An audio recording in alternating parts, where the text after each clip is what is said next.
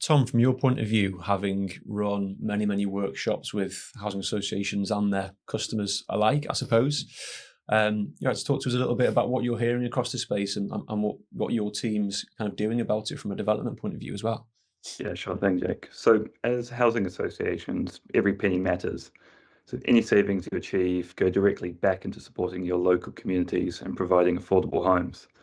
So this means that IT investments must be carefully considered to deliver a clear return on investment by streamlining operational processes and automating repetitive tasks to save valuable time and resources.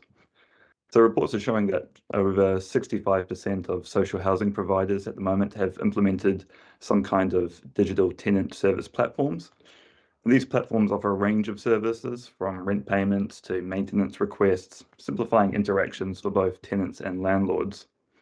And when implementing these effectively, these platforms have demonstrated measurable impacts. So, for example, in the case of PA, one of our clients, over 75% of customers have registered accounts, with more than 35% of repairs now being submitted through the portal.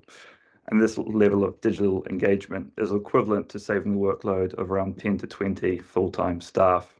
But achieving such levels of engagement is a significant challenge. A survey by HQN a couple of years ago found that while 60% of tenants expressed interests in using online portals for rent payments and the like, only a small portion were actively using these systems. And barriers to entry included a lack of trust and usability issues. So resistance to digital platforms is particularly high amongst older residents and those for whom English is not their first language. In other words, those that we've historically considered to be digitally excluded. So the question we've been thinking about is how can we encourage these groups to overcome these barriers and engage? And one often overlooked factor is the return on investment for tenants' time. To motivate them to adopt digital platforms, there must be clear incentives.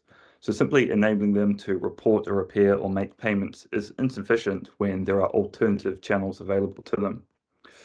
And as we've touched on before, there are a lot of growing financial pressures. A recent report from Housemark highlighted how gas engineers are increasingly encountering tenants with no credit on their gas meters. So this presents quite an alarming risk in terms of vulnerabilities at a time when support agencies are already stretched to their limits. And that's why we're really keen to do something different here, offering tenants tangible benefits by providing them access to discounts on everyday essentials and wellbeing support. So making their experience with your organizations more rewarding. So for you as landlords, these platforms can be integrated with surveys, as we've touched on before, so we can get some quality information.